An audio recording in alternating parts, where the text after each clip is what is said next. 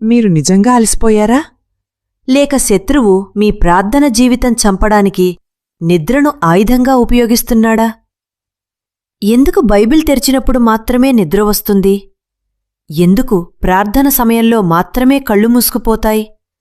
ఎందుకు ప్రార్థించాలి అనుకున్న రోజే శరీరం బలహీనమవుతుంది?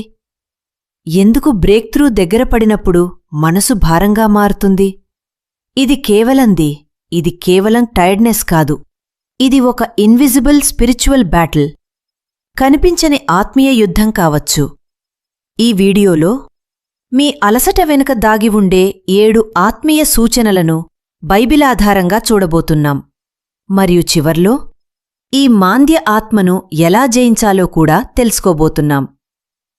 బైబిల్లో నిద్రను దేవుడు ఆశీర్వాదంగా కూడా ఉపయోగించాడు.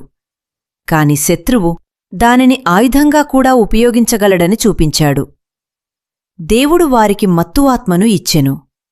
అలాగే యేసు చెప్పిన ఉపమానంలో మనుష్యులు నిద్రించుచుండగా శత్రువు వచ్చి కలుపు విత్తెను. శత్రువు ఎక్కువసార్లు యుద్ధం బయట నుండి కాదు, నిశ్శబ్దంగా లోపల నుండి మొదలుపెడతాడు.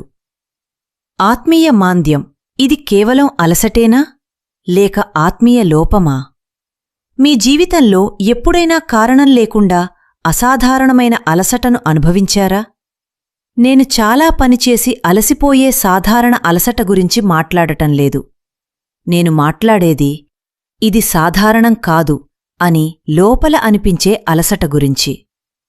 ఈ వీడియోలో మీ అలసట ఒక ఆత్మీయ దాడి వల్ల కావచ్చని సూచించే 7 స్పష్టమైన సూచనలు గురించి వెల్లడించబోతున్నాను. కాని ఆ 7 సూచనలు తెలుసుకునే ముందు ఈ దాడికి సంబంధించిన బైబిల్ పునాదిని అర్థం చేసుకోవాలి.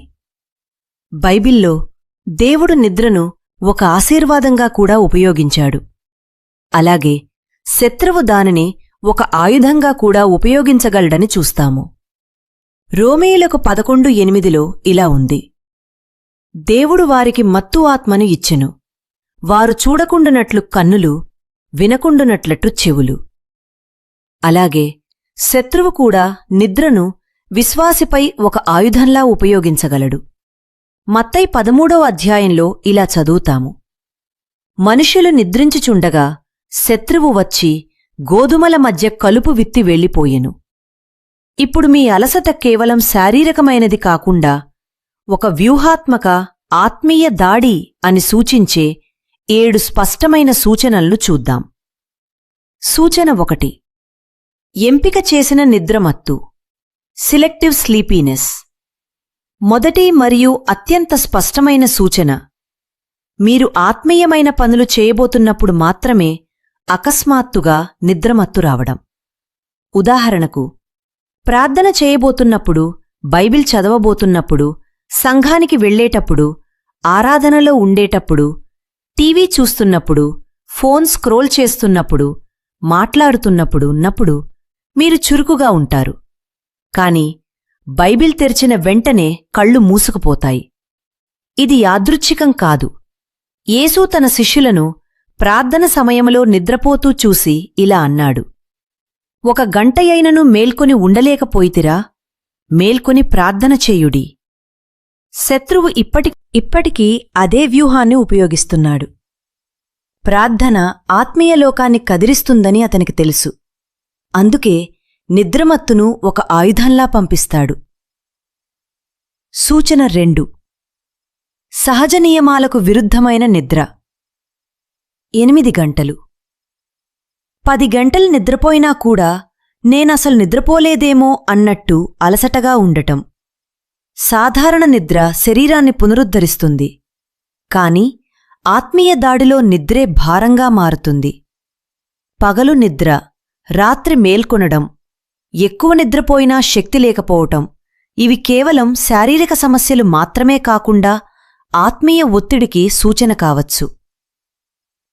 సూచన 3: బ్రేక్ త్రూ ముందు వచ్చే అలసట మీ జీవితంలో పెద్ద ఆత్మీయ మార్పు రాబోతున్నప్పుడు అకస్మాత్తుగా తీవ్రమైన అలసట రావటం. మీరు ఎన్నో రోజులుగా దేవుని దగ్గర బ్రేక్ త్రూ కోసం ప్రార్థిస్తున్నారు, కాని ఆ ఆశీర్వాదం వచ్చే రోజే. ఈరోజు సంఘానికి వెళ్ళకూడదు అనిపిస్తుంది. ఇది యాదృచ్ఛికం కాదు. దానియేలు 10లో మనం చూస్తాము. దానియేలు ప్రార్థించిన వెంటనే సమాధానం బయల్దేరింది. కాని దుష్టశక్తులు 21 రోజులపాటు అడ్డుకున్నాయి. ఆ సమయంలో దానియేలు ఇలా అన్నాడు, నాలో బలము లేకపోయెను. శత్రువు మీ బ్రేక్త్రూను అడ్డుకోవటానికి ముందుగా మీ ఆత్మీయ శక్తిని దెబ్బతీయడానికి ప్రయత్నిస్తాడు. సూచన 4. మీ పిలుపును లక్ష్యంగా చేసుకునే అలసట. మీరు ఏ సేవకు పిలువబడ్డారో అదే ప్రాంతంలో అలసట ఎక్కువగా రావటం. ప్రార్థన సేవ ఉంటే. ప్రార్థనలో అలసట, బోధనవరం ఉంటే సిద్ధమవుతున్నప్పుడు అలసట. ఆరాధన, సేవ ఉంటే ఆరాధనకు ముందు బలహీనత. ఇది లక్ష్యంగా పెట్టుకున్న ఆత్మీయ దాడి కావచ్చు. దొంగవచ్చునది దొంగిలించుటకును, చంపుటకును, నశింపచేయుటకునే. శత్రువు మీ దైవిక శక్తిని దోచుకోవాలని చూస్తాడు. సూచన 5. విశ్రాంతి ఇవ్వని కలలు. కొన్ని కలలు నిద్రకన్నా ఎక్కువగా అలసటను మిగులుస్తాయి. ఎప్పటికీ ముగియని పరుగులు, యుద్ధాలు, ఎవరో వెంటపడుతున్నట్టు గుండెపై భారంగా అనిపించటం, ఉదయం లేచినప్పుడు రాత్రంతా యుద్ధం చేసినట్టు అనిపిస్తుంది. యోబు 7, 13-14 వరకు. లో యోబు ఇలా అన్నాడు, నా మంచం నన్ను ఓదార్చును అనుకుంటిని, కాని నీవు కరలచేత నన్ను భయపెట్టితివి. ఆత్మీయంగా చూసినప్పుడు కొన్నిసార్లు నిద్రలో కూడా యుద్ధం జరుగుతుంది. సూచన 6. ఆత్మీయ పనుల కోసం లేవలేకపోవటం. ఉద్యోగానికైతే వెంటనే లేస్తారు, టూరుకైతే 4 గంటలకే లేస్తారు, కాని ప్రార్థన కోసం అలారం పెట్టినా లేవలేరు. ఇది కూడా ఆత్మీయ పోరాటం కావచ్చు. మనము నిద్రించువారి వలే కాక మేల్కొని జాగ్రత్తగా ఉండుదము. శత్రువు మీ ఆత్మీయ జాగ్రత్తను దెబ్బతీయాలని చూస్తాడు. సూచన 7.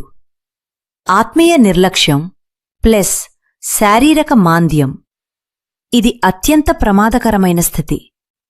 ప్రార్థన చేయడానికి అలసట, బైబిల్ చదవడానికి ఆసక్తి లేకపోవటం, సంఘానికి వెళ్లడానికి బద్ధకం కాని వినోదాలకు మాత్రం శక్తి ఉండటం, ఇది కేవలం శరీర అలసట కాదు, ఇది ఆత్మీయ చలదనానికి సూచన.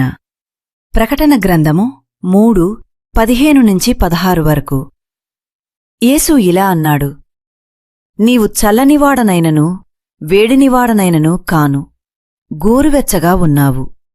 ఆత్మీయ మాంద్యం చివరికి దేవుని నుండి మనిషిని దూరం చేస్తుంది. ఈ ఆత్మీయ మాంద్యాన్ని ఎలా జయించాలి? 1. ఇది ఆత్మీయ దాడి అని గుర్తించండి. శత్రువు యొక్క యుక్తులను తెలియకపోవద్దు. 2. మీ ఆత్మీయ అధికారాన్ని ఉపయోగించండి. సర్పములను, తేళ్లను తొక్కుటకు అధికారము మీకు ఇచ్చితిని. ప్రార్థించండి. యేసు నామములో మాంద్య ఆత్మ, నా జీవితమును విడిచిపో. 3. స్థిరమైన ప్రార్థన సమయాలు పెట్టుకోండి. దానియేలు రోజుకు 3 సార్లు ప్రార్థించాడు. చిన్న సమయం నుంచే మొదలుపెట్టండి. క్రమశిక్షణ ఆత్మీయ శక్తిని పెంచుతుంది. 4. ఉపవాసాన్ని ఉపయోగించండి. బంధములను విప్పుటకే నేను కోరిన ఉపవాసము. ఉపవాసం ఆత్మీయ భారాలను విరుస్తుంది. 5. మీ వాతావరణాన్ని వాక్యంతో నింపండి. ఆరాధన పాటలు, ఆడియో బైబిల్, వాక్య ధ్యానం. మీ నిద్ర వాతావరణాన్ని పవిత్రంగా మార్చండి. 6.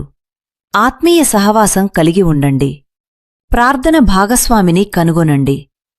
ఇద్దరు కలిసి ప్రార్థించినప్పుడు ఆత్మీయ బలం పెరుగుతుంది. 7. శారీరక అంశాలను కూడా జాగ్రత్తగా చూసుకోండి. సరైన నిద్ర, ఆహారం, వ్యాయామం, స్క్రీన్ టైం తగ్గించటం. శరీరం కూడా పరిశుద్ధాత్మ మందిరమే. ముగింపు. ఇప్పుడు నిద్ర నుండి మేల్కొనవలసిన సమయం. మీరు ఆత్మీయ మాంద్యాన్ని జయించినప్పుడు ప్రార్థన భారంగా కాక ఆనందంగా మారుతుంది. దేవుని వాక్యం సజీవంగా అనిపిస్తుంది. దేవుని స్వరం మరింత స్పష్టంగా వినిపిస్తుంది. శత్రువు మీను నిద్రలో ఉంచడానికి ఇంతగా పోరాడుతున్నాడంటే దేవుడు మీ ద్వారా చేయబోయేది చాలా గొప్పదదని అర్థం.